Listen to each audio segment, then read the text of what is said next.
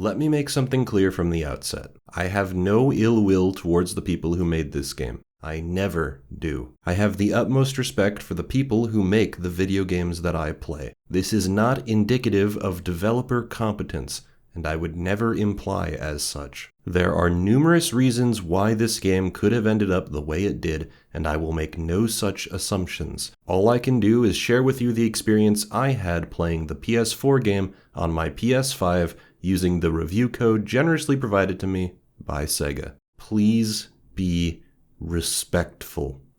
Okay? Okay. Sonic Colors Ultimate is not a very good remaster. Its additions are superfluous at best, detrimental at worst, and the game is clearly not in a finished state.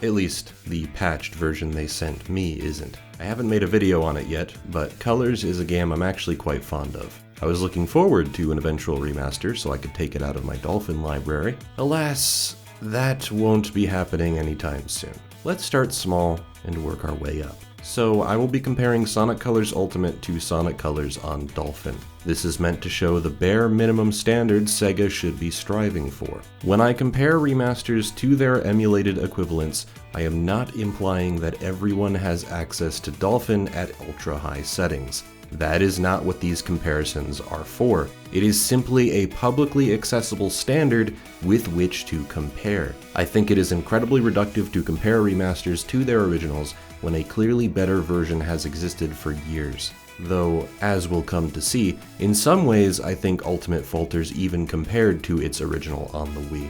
Keep that in mind when I bring up comparisons to the original. I'm using Dolphin, and that is completely valid. The graphics have been enhanced and now support 4K 60 FPS. This is something Dolphin also supports, so they're at least living up to that standard. They've also improved some textures and removed a lot of the Wii smear that you can see in Dolphin. However, various changes have been made which go beyond a simple upres. Many stages look darker than their original counterparts, various light sources have had their brightness drastically increased, and an excessive amount of bloom has been plastered everywhere. Seemingly, this is due to a change in the lighting engine, though I'm not sure of the specifics. Regardless, I personally think this ruins the look of many stages. Any part of the original which looked slightly dark are even darker in the remaster, and stages which weren't supposed to look dark to begin with have now had their lights turned off. Tropical Resort is the most obvious example of this.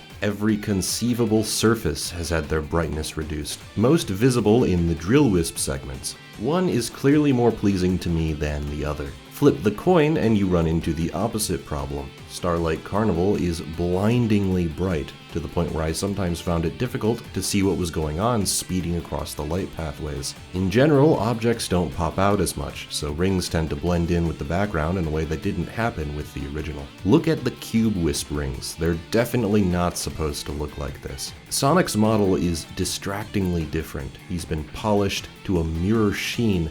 His model reflects much more light than it's probably supposed to, and there's generally just something wrong here compared to his original model. Can't quite put my finger on it, but hopefully you can see what I'm talking about when you compare them. While stages like Sweet Mountain and Planet Wisp look mostly fine, there are other visual glitches like fog flickering, lasers displaying improperly, underground tubes missing their outer shell, layering issues during the Drill Wisp segments. Even the cutscenes, which have been AI upscaled from 480p, shimmer when the camera moves too rapidly and look very distracting. Not to mention, the fact that they even had to upres the 480p cutscenes means that they reflect the visual style of the Wii original, meaning that you get a nice reminder during every cutscene that the game used to look a lot more pleasing. You know, when you can't see the smears on the screen. And this isn't just the cutscenes feeling out of place either. The UI is also at odds with itself. The old UI is as it's always been. The light and dark blue boxes still work well. But every new addition that they've added had to be given their own unique UI elements, and, well, they look awful. When you click on the Options satellite, the option menu instantly appears, rather than fading in. Then, the menu itself lags when you toggle through it. You can even see fun graphical glitches from time to time. However, by far the worst additions to the UI are related to the new Rival Rush mode, where you can race Metal Sonic. I actually have no words for this, just Look at what happens when I select it.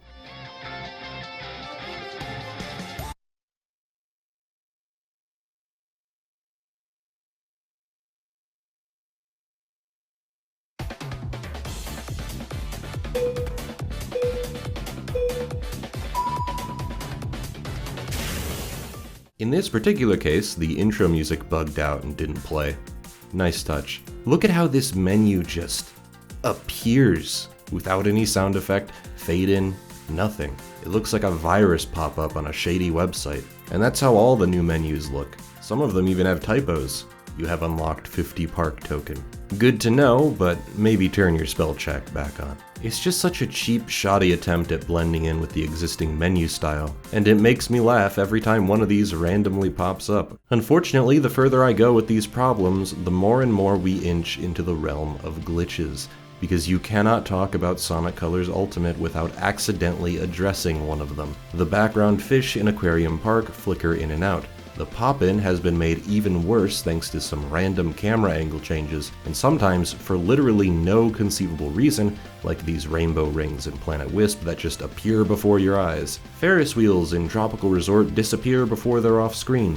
Background geometry will randomly disappear. The game applies an underwater effect to the entire screen if Sonic himself is underwater, instead of applying the effect only to the portion that's actually underwater. You can see the dividing lines jutting out towards the screen everywhere. The laser wisps sometimes duplicate Sonic and the crystals you're supposed to fire at, and you can barely see where your laser pointer even is since it's been made 10 times darker than it's supposed to be. I mean, for God's sake, the intro to Starlight Carnival Act 3 has Sonic float down from the sky and onto the ground, already in his starting pose. These are not harmless glitches, nor are they easy to ignore. They are incredibly disruptive. These are not even the only visual glitches I've encountered, but I don't want to butcher the pacing of this video. Suffice it to say, I don't think the game looks very good, and much prefer how it looks on Dolphin. How about the new features then? We have remixed music. I'm pretty mixed on this. I really like some of these remixes. Planet Wisp Act 2 instantly grabbed me. I really like the vibe of it as a slower paced rendition.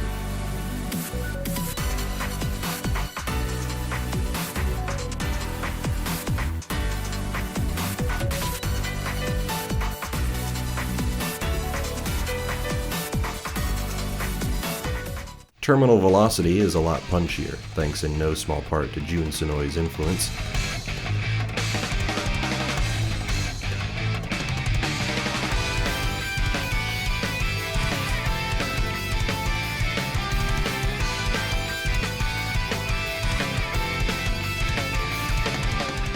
I also really like the Rotatatron and Refreshinator remix, which honestly sounds like a lost Sonic Adventure track.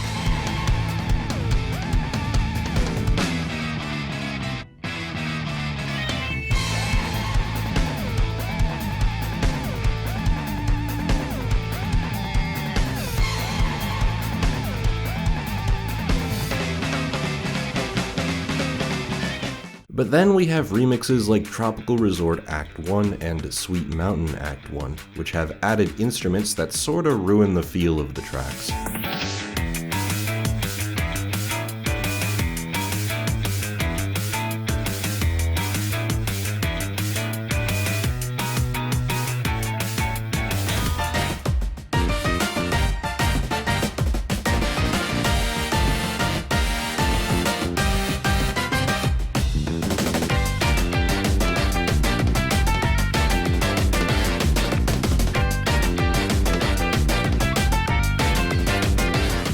Planet Wisp Act 1 is way too intense. The original was more downbeat for a reason.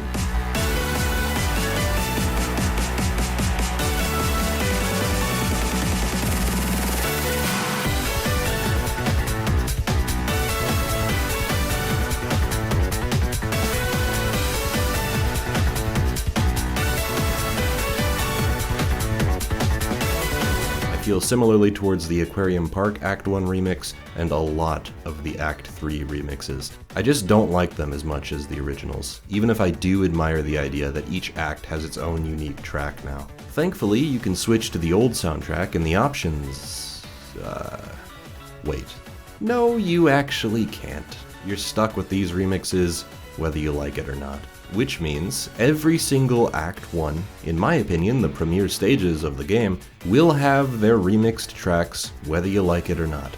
You're going to hear that distracting piano in Tropical Resort Act 1. It's baffling to see a remaster release in the current year without a toggle to switch between the original and remixed music. And it's even more shocking given that we're talking about Sonic the Hedgehog here, and in my opinion, one of his best soundtracks. But don't worry, you can technically disable the Planet Wisp remixes, because they won't even give them to you if you don't spend the extra money for the digital deluxe version. How nice. However, there's something even more distracting than the forced remixed music, if you can believe it, and that's the audio mixing. In a move that reminds me of the re-releases of both adventure games, the sound effects have been raised in volume and are now much louder than the music. And when I say louder, I mean louder.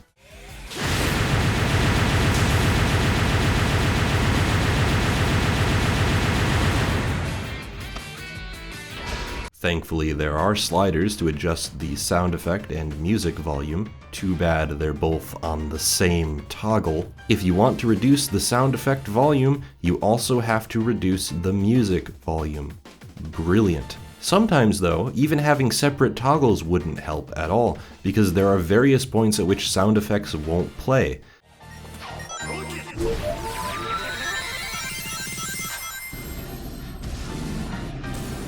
Music stops playing.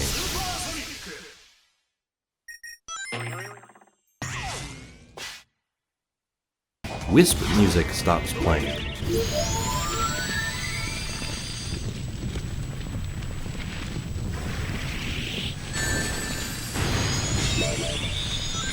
Adding to that, when you're playing the game with headphones, sounds will bounce between both ears in what I can only assume is a poor attempt to simulate surround sound. A lot of the time, sounds and dialogue will only play in the left ear, and for no discernible reason.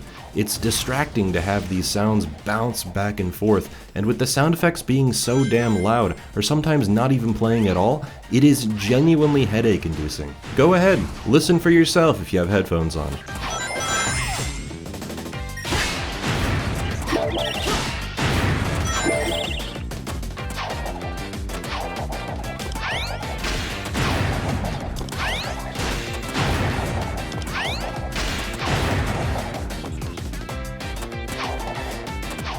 Then there's the Rival Rush mode. You get to race Metal Sonic in all of 6 stages. It's essentially a time trial, but you can see Metal Sonic awkwardly hovering in the air and zooming across the screen like a dumbass. So you essentially get to replay one of 6 stages, with shittier music, and with the occasional glitchy looking Metal Sonic flying across the screen. Also, this tracker doesn't even work in the Tropical Resort race, so that's cool. As if the original colors already wasn't padded out the ass, making you play 20-second acts. Metal Sonic is here to make you replay Starlight Carnival Act 1 over again, and if you lose to him at any time, you have to restart the entire stage, a third of which is you running on light pathways and doing nothing. Enjoy having to do that twice. Oh yeah, and also enjoy your 50 park token, you earned them. You know, back in my day, we could unlock and play as Metal Sonic in our remasters. Wonder what happened all these years later. No, instead we get superior cosmetics, like a bunch of shitty looking glove colors and shoes. Like, what are these? They look hilarious. I'll admit that being able to change your boost trail effect is pretty cool, but that's pretty much the only worthwhile thing you can spend the newly added park tokens on. Since they litter the stage with these park tokens now, it makes some pathways feel really meaningless when all you get at the end is a park token that you can use to buy fucking tiger shoes or some bullshit. Lives have been replaced by tail save, I guess, and since every other instance of an extra life in the original has been replaced by a tail save, you're gonna see this often. Sometimes, there's really no clearly delineated when or where for this system, just sometimes, you'll fall into a pit and Tails will save you, locking you into a 5-second animation where he's carrying you, until he mercifully lets you go and you can continue the level. This can happen at the very end of a level, making me question why checkpoints are even still in the game if you can flub up at the very end and just be put right back to the last surface you were standing on at basically no cost. You also get to keep any red rings you collect, and even recollect them for extra points, meaning that there are various red rings you can now completely cheese. At least checkpoints in the original reverted your progress back to that checkpoint, meaning you'd have to go find the red rings again. This feels like something you should be able to turn off, or at the very least something that would be confined to a newly added easy mode or something. But as is the theme with Colors Ultimate, Tails Save is a forced new addition. So enjoy a much easier version of the game, which was already pretty damn easy to begin with. Perhaps the most substantial new addition is the Jade Ghost Wisp, which lets you phase through some walls and collect park tokens, Tails saves, and red rings. In some ways, I actually do like the Jade Ghost Wisp. A few of the red rings they've repurposed into Jade Ghost Wisp areas are pretty neat, and it feels good to find these pathways in the same way it's fun to play around with the other wisps and hunt for red rings. I think one of the strengths of Sonic Colors is the expansive and explorative level design that you can use the wisps to traverse. In that sense, the Jade Ghost Wisp slots in perfectly, except that even this edition feels like it was half put together. Many of these areas used to just be in the background or under the floor you're walking on, but they did basically nothing to disguise that fact. Often they'll have you fly up through the floor in a way that you can't do with any other surface. Sometimes there will be invisible walls that make it known these sections didn't used to exist in the original. There's a section in Starlight Carnival which replaces one of the red rings. Going up here from this bumper usually has you going back onto it and continuing the stage. In Ultimate, the camera pans up with you and you can't see below you to jump back down. Instead, the game pushes you to use the Jade Ghost Wisp. This section uses the Hover Wisp though, something you can't possibly have access to on your first run through this stage. So what inevitably happens is you have to awkwardly fly back around to where you were without a clue as to what's below you. If you try to go under and around though, there's an invisible wall blocking your progress. These invisible walls are in quite a few of these poorly considered retrofit sections. You can also bet your bippy that I've encountered various glitches with the Jade Ghost Wisp that impeded my progress, or in one case, disconnected me from the 2D plane I was on and killed me.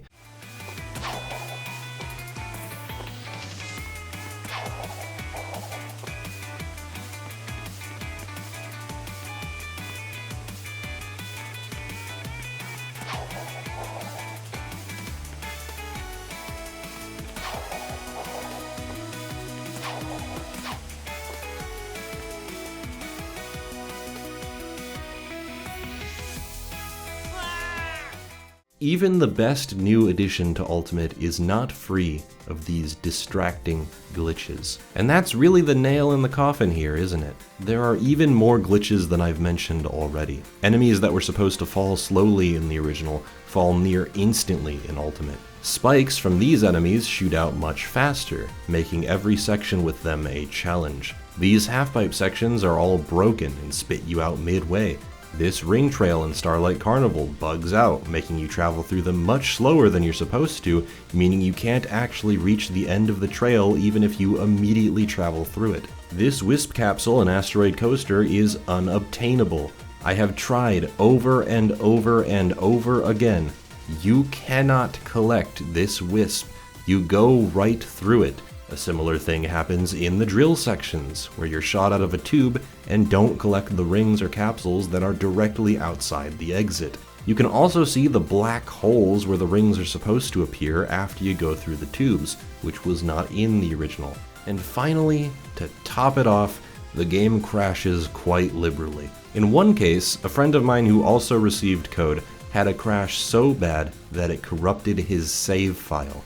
And every person I've talked to who's played the game has encountered all of these issues and more. I hear the Switch version is even worse, with load times that are several times longer than the original, an inconsistent frame rate, and much lower fidelity overall. I'm sorry, this is just a mess. All of it. And if we're allowed to clown on Sonic Adventure DX for all of its glitches and weird new additions and graphical changes, I'm pretty sure this is fair game too. As I feel like I always need to keep saying in these videos, you can do whatever you want. If you're still set on buying the game, by all means, do whatever you're gonna do. Don't let me stop you, and I won't judge you. But I hope you can at least understand why I find this release to be incredibly disappointing. Again, I really like Sonic Colors. Every time I play it, my appreciation for it grows.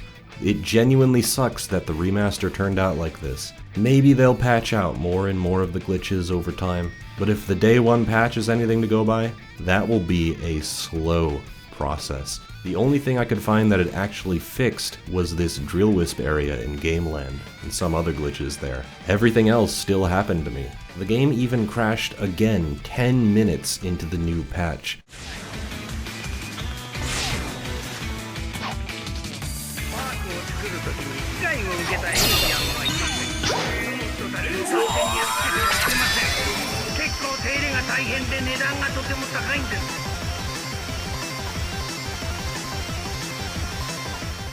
Even if they do eventually fix all of these issues, we'll still be left with a pretty underwhelming remaster, one whose new additions slot in about as gracefully as a hammer to the face, whose graphical changes are overbearing and garish, which strips away your options at every point, and in general pales in comparison to the readily accessible version on Dolphin. I personally think we should expect better.